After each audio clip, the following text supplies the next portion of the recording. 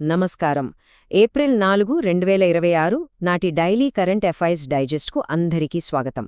మీ పోటీ పరీక్షల ప్రిపరేషన్కు అవసరమైన అన్ని ముఖ్యమైన అప్డేట్స్ను మనమిప్పుడు చకచకా చూసేద్దాం.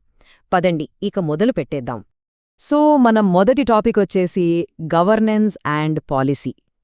పార్లమెంట్ ఒక చాలా ముఖ్యమైన బిల్లును పాస్ చేసింది. దాని పేరే జన్ విశ్వాస్ బిల్. ఇది దేశంలో వ్యాపారం చేసే విధానంలో, మనందరి జీవన విధానంలో పెద్ద మార్పు తీసుకురాబోతుంది. అసలు ఈ బిల్లు ముఖ్య ఉద్దేశ్యం ఏంటి? సింపుల్గా చెప్పాలంటే రెండు కీలక పదాలు గుర్తుపెట్టుకోండి.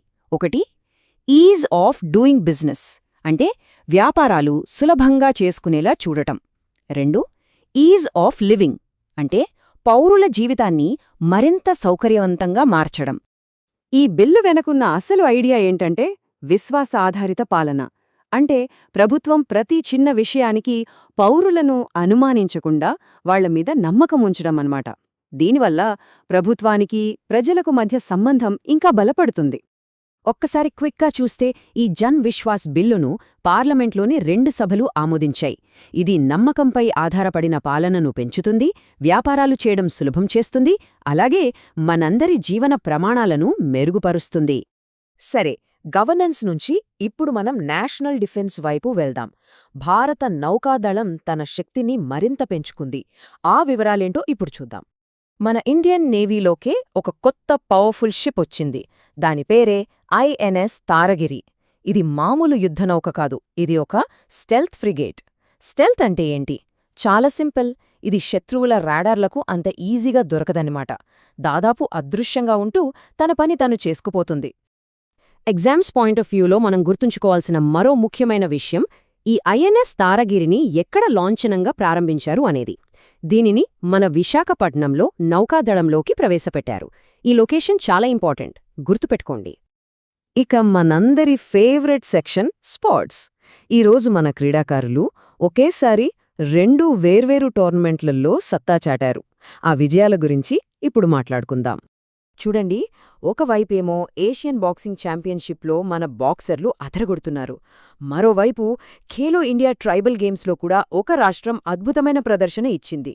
ఏషియన్ బాక్సింగ్ ఛాంపియన్షిప్లో మన 3 మహిళా బాక్సర్లు నిఖత్ జరీన్, ప్రియా ఇంకా ప్రీతి పవార్ సెమీఫైనల్స్కు దూసుకెళ్లారు. అంటే వాళ్లు ఫైనల్స్కు వెళ్లినా వెళ్లకపోయినా మన దేశానికి కనీసం 3 పతకాలైతే ఖాయం చేసేశారు. ఇది నిజంగా గ్రేట్ న్యూస్. ఇక ఖేలో ఇండియా గిరిజన క్రీడల విషయానికొస్తే కర్ణాటక రాష్ట్రం దుమ్మురేపింది. ఏకంగా 23 గోల్డ్ మెడల్స్తో మెడల్స్ టేబుల్లో టాప్ పొజిషన్లో నిలిచింది. ఇది నిజంగా ఒక అద్భుతమైన విజయం. ఓకే, ఈరోజు మనం డిస్కస్ చేసిన అన్ని ముఖ్యమైన పాయింట్స్ని ఒకసారి ఫాస్ట్గా రివైజ్ చేసుకుందాం. దీనివల్ల మీకు అన్నీ బాగా గుర్తుంటాయి. Quick recap. Jan Vishwas bill ఏమో వ్యాపారాలు సులభతరం చేయడానికి, ఐఎన్ఎస్ తారగిరి ఏమో విశాఖపట్నంలో కమిషన్ అయిన ఒక స్టెల్త్ ఫ్రిగేట్, ఇక స్పోర్ట్స్లో ఏషియన్ బాక్సింగ్లో నిఖత్, ప్రియా, ప్రీతి పతకాలు ఖాయం చేశారు. ఫైనల్గా ఖేలో ఇండియా గేమ్స్లో కర్ణాటక 23 గోల్డ్స్తో టాప్లో నిలిచింది. సరే, ఈరోజు విశ్లేషణను ముగించే ముందు మీకోసం ఒక సింపుల్ క్వశ్చన్.